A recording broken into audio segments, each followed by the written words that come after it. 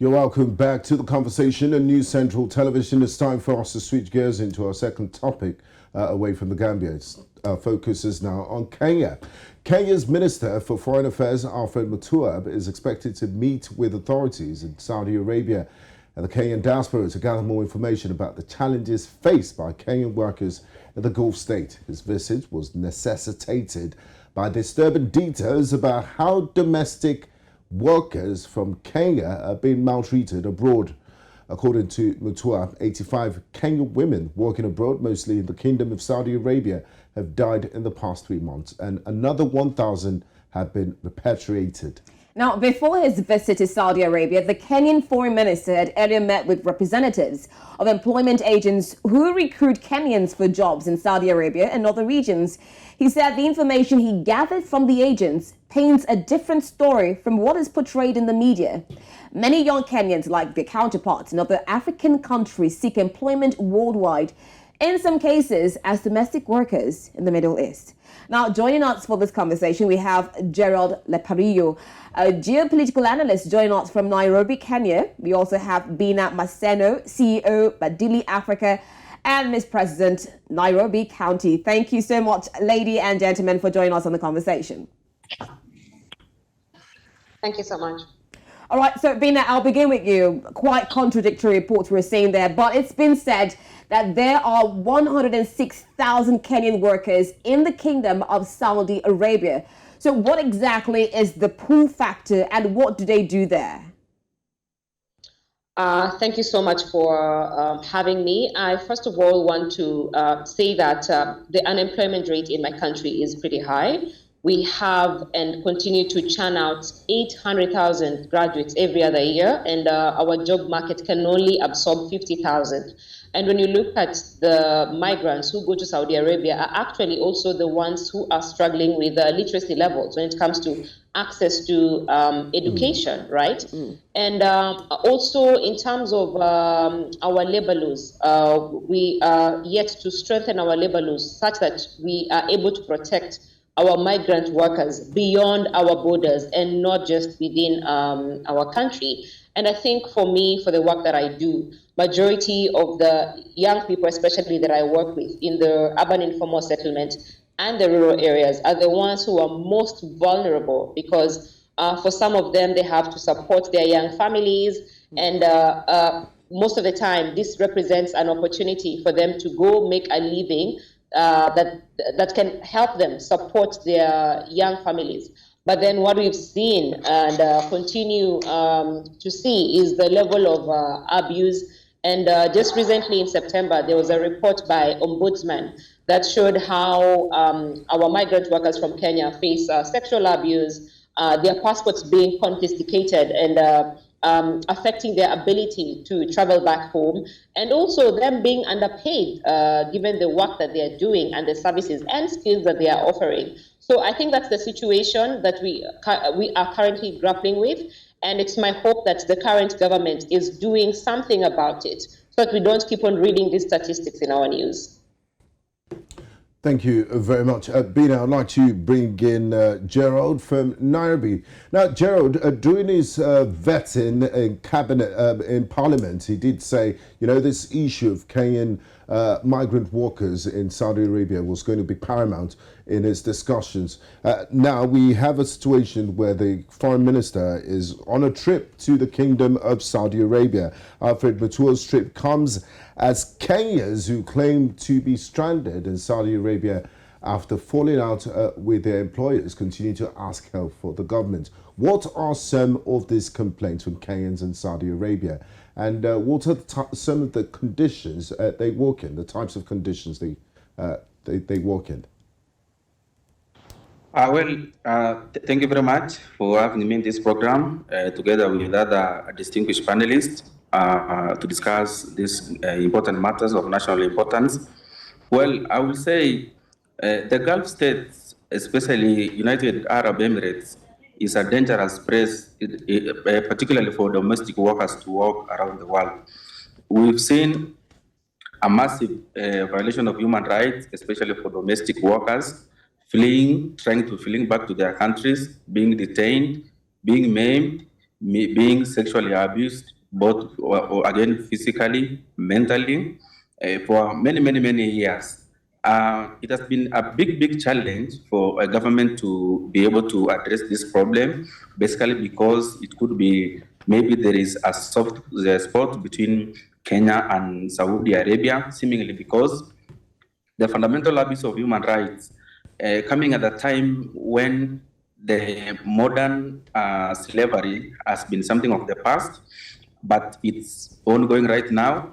A matter that needs a specific urgent attention from the current regime, because the previous regime, which ruled for a decade, failed to address these tremendous and fundamental human rights violation in Saudi Arabia. Cases have been reported, like for instance in 2019, when Kenya has reported that they have lost approximately 91 domestic workers in Saudi Arabia. In 2021, they have lost 89 domestic workers. In 2022, according to reports published by the current CS for Foreign Affairs, Honorable Mutua, which has actually left the country to visit Saudi Arabia, he has reported that Kenya has lost close to more than 80 domestic workers in Saudi Arabia, seemingly because of being mistreated by their employers, detain them, forcefully sexual harassment, a fact that cannot be able to allow to happen in this modern era of 21st century.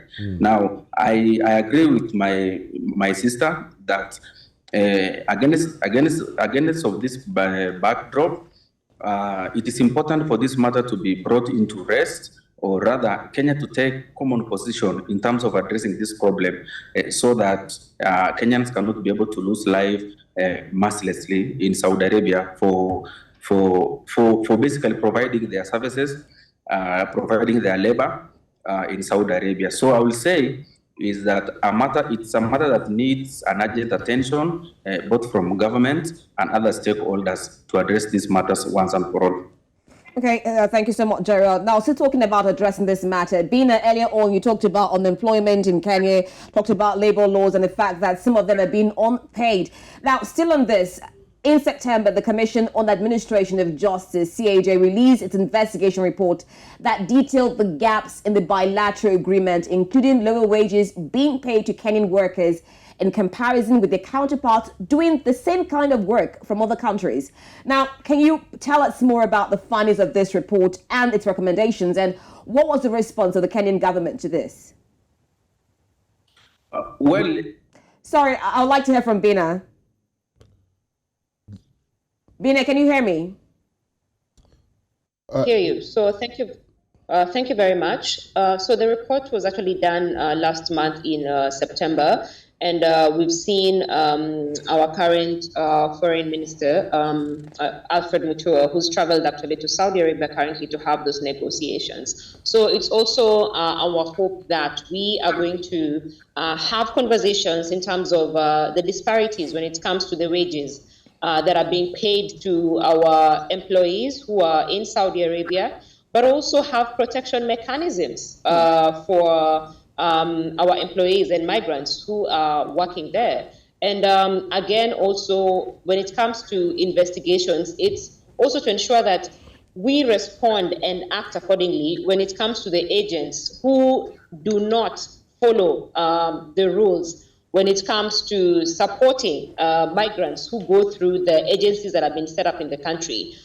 So that's another thing that is being worked upon right now when it comes to working with the agencies that are sending the workers outside, and what mechanisms are they also putting in place to ensure that if today one of their employees is harassed or is facing trouble, then how are they able to support them while they are outside? So because this is a new government that has come in, we are very, very keen, and I think even from our end, as a civil society and also as concerned citizens and policymakers, it's something we'll be pushing the government to ensure that they stick and they strengthen our Kenya labor laws.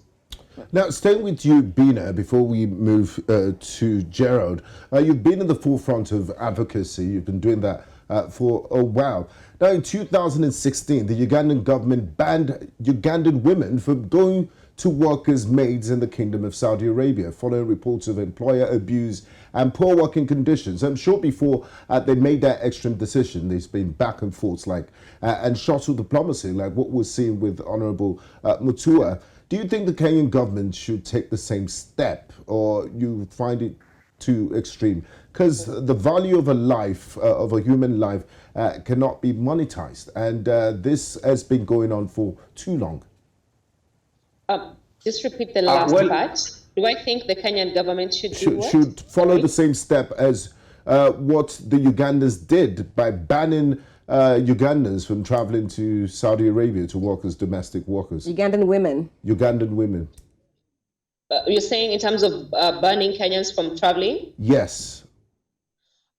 I think that will be a bit of a tall order, because then are we creating an enabling environment for Kenyans to thrive, let's say when it comes to entrepreneurship and setting up their businesses? And then number two, when it comes to employment opportunities, because even for Kenya and many other countries in Africa, the biggest export out of our country is actually brain drain. It's people who are skilled, who are leaving our country because there are no economic opportunities back at home. So until we actually resolve that and create an enabling environment, provide opportunities for thriving and growing, especially for our young people, because they bear the brunt of unemployment. And if you look at it currently in Kenya, we are grappling with food insecurity, people dying because of hunger, right?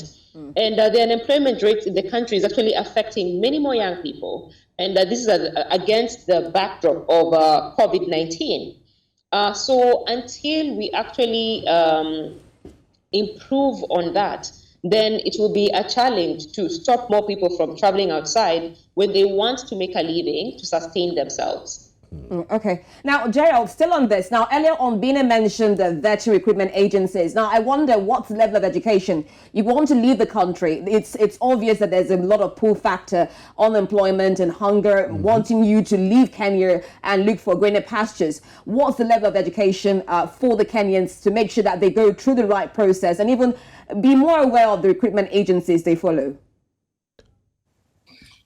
Well, I would say that despite the socioeconomic disruption presented by the COVID-19, I will say socioeconomic development should not be quoted with the human rights violation in Saudi Arabia. Because according to statistics, we've not been seeing or reported many cases of domestic workers being abused in other countries around the world, apart from Saudi Arabia. Now, I will squarely blame the dysfunction of the system between the government, specifically the Minister of Foreign Affairs, Minister of Labor, and these recruitment agencies that dominated by cartel for the human rights violation in Saudi Arabia. Many workers are being lured for lucrative jobs in Saudi Arabia by these recruitment agencies, which are being dominated by cartels. But upon arriving to Saudi Arabia, what they are being promised to turn to be a different story. Now, what the government should do, in my view, the visit by the current CS, Dr. Alfred Mutua, should be a turning point to end these merciless killings of Kenyans in Saudi Arabia. One of the key recommendations that I will urge strongly, or I would rather recommend strongly, is Kenya to address Saudi Arabia in terms of geopolitical balancing by putting their foot down and making a firm decision that unless you stop accusing or rather abusing our domestic workers in Saudi Arabia, then Kenya will not be able to have any bilateral agreement between Gulf state and Nairobi. That is the major turning point. Number two is that under United Nations Convention ILO, it is clearly stated that all workers around the world should be protected in terms of their rights, social justice. So those, international organization ILO, civil societies, other stakeholders, government should come out very strongly and condemn this, and keeping to an end the human rights violation of domestic workers. Number three is that Kenya should strengthen the standard of employment in Kenya, because many people are going to Saudi Arabia because of looking for greener pasture, quote unquote. But if Kenya can be able to strengthen their employment, including even payment of the good wages, and creating an enabling environment for Kenyans to access employment, both in private and government sectors, I will say that will be able to limit Kenyans fleeing their country to look into greener pasture in Saudi Arabia. Number 4, again, I would say, is that the end game lies with government. So we expect Alfred Mutua, the CS for Foreign Affairs, when he comes back to Nairobi, he should come back with a common decision agreed by Saudi Arabia and Nairobi in terms of what mechanism have they agreed to end this menace, whereby many families have lost their loved ones in Saudi Arabia, including even some of them being their bodies still yet to be repatriated. Thank you very much, Gerald. I'll just bring in Bina from Washington, D.C. quickly before we wrap this up. Now, 85 Kenyans have lost their lives in Saudi Arabia in the last 3 months. And like Gerald said, there must be something about the Kingdom of Saudi Arabia, because these numbers are just alarming. Now, we've seen that the CS foreign minister has traveled to Saudi Arabia to see what he can do about the situation. Are you confident that this trip will bring about justice for Kenyans who have been victims and bring about better living conditions for Kenyan workers in the Kingdom of Saudi Arabia?